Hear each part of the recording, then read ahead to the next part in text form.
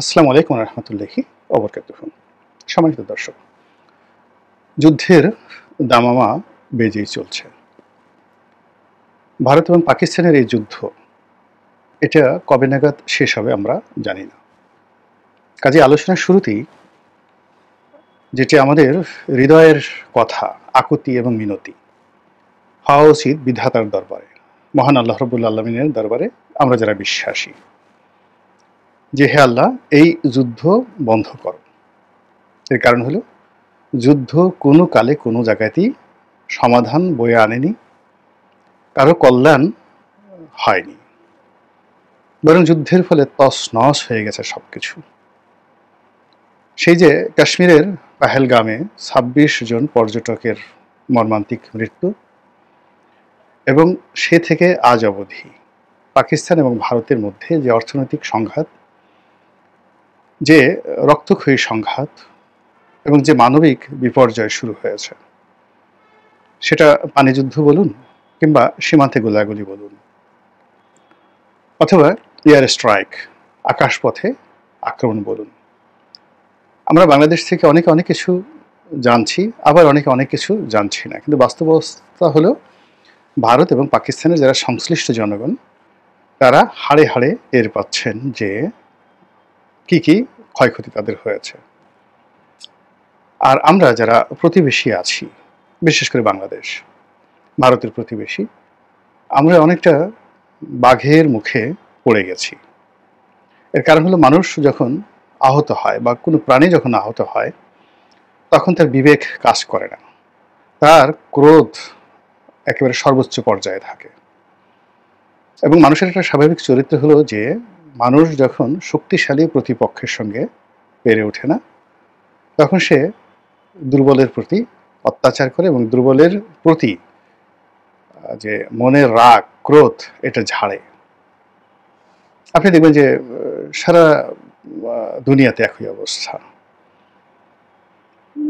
নিম্নবিত্ত, মধ্যবিত্ত বা যে কোনো মানুষই যারা বাইরে খুব অপদস্থ হয়, অপমান হয়, তারা ঘরে এসেই তার সমস্ত রাগ, ক্রোধ, অসহায় যারা আছে পরিবারের, স্ত্রী হোক, কন্যা হোক বা মা হোক, সন্তান সন্ততি হোক, তাদের উপর তারা সেটা ঝাড়তে থাকে।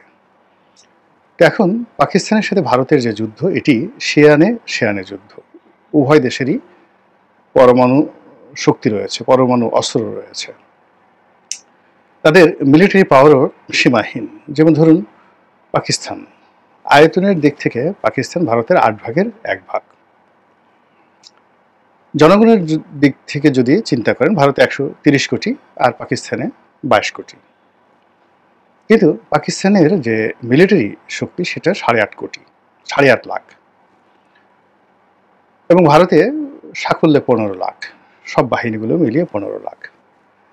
তাহলে মিলিটারি যে ডেন্সিটি যদি ধরেন, সেটা পাকিস্তানের প্রায়, মানে পাকিস্তান যে অবস্থায় রয়েছে, ভারতের প্রায় ৪ গুণ জনসংখ্যা এবং ভৌগোলিক যে আকৃতি, সে তুলনায় এদের ৪ গুণ তাদের যে ইনফ্যান্ট্রি, পদাতিক সৈন্য, এটা রয়েছে স্থলযুদ্ধ করার জন্য।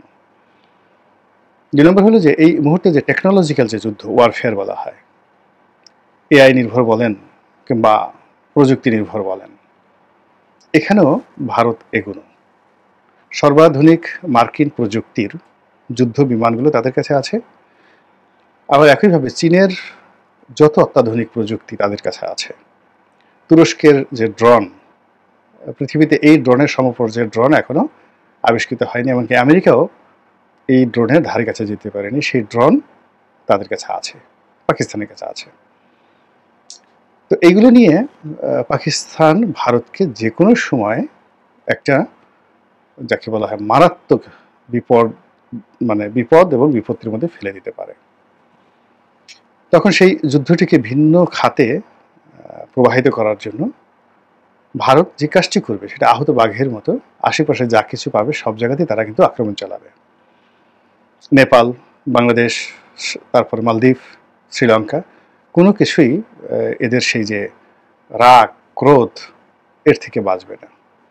আর এই রাষ্ট্রগুলোর মধ্যে বাংলাদেশ সবচেয়ে দুর্বল অবস্থানে আছে। এর কারণ হলো মালদ্বীপ, শ্রীলঙ্কা, নেপাল, এই ৩টি দেশের সঙ্গে যে চীনের সামরিক সহযোগিতা এবং বন্ধুত্ব এটা স্ট্র্যাটেজিক্যাল পর্যায়ে, কৌশলগত পর্যায়ে একে অপরকে সহযোগিতা করতে তারা বদ্ধপরিকর এবং চুক্তিবদ্ধ।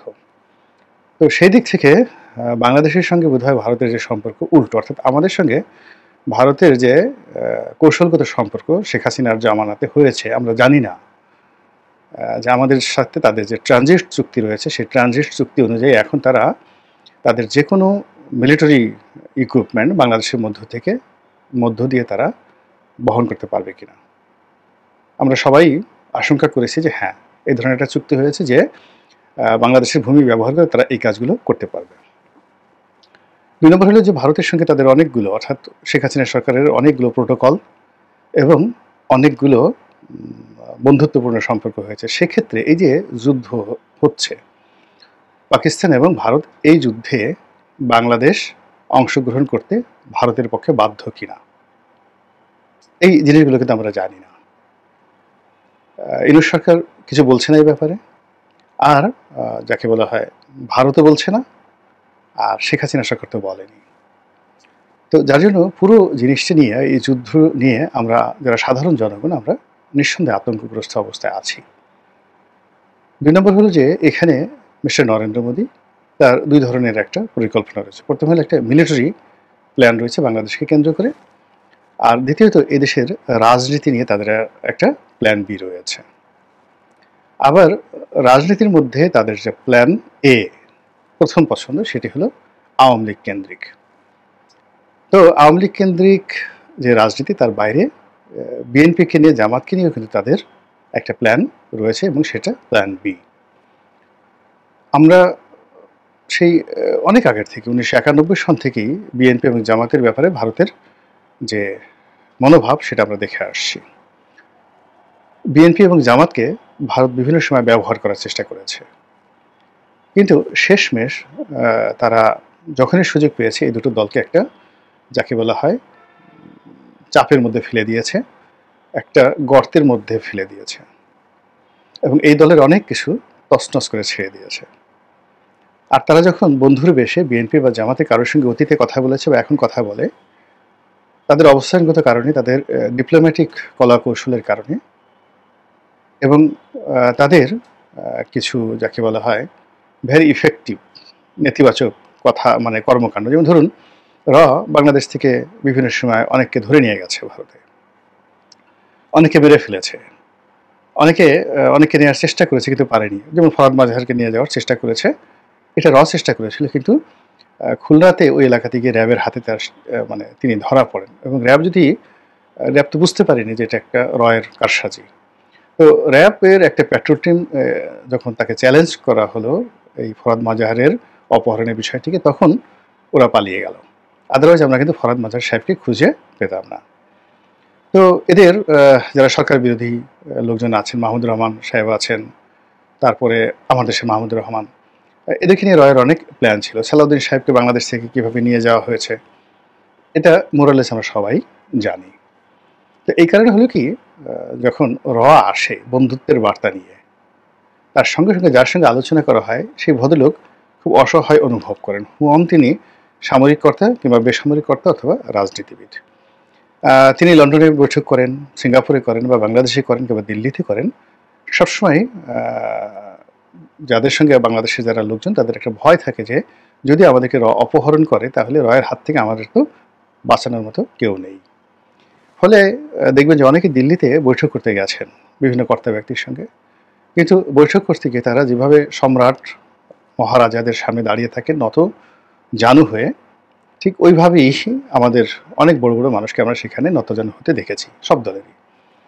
তো সেই দিক থেকে যেটা ভারত, তাদের এই যে দাদাগিরি, তাদের যে আধিপত্য, সেই আধিপত্য তারা দেখিয়ে আসছে এবং সবসময় তারা বিজয়ী হয়েছে।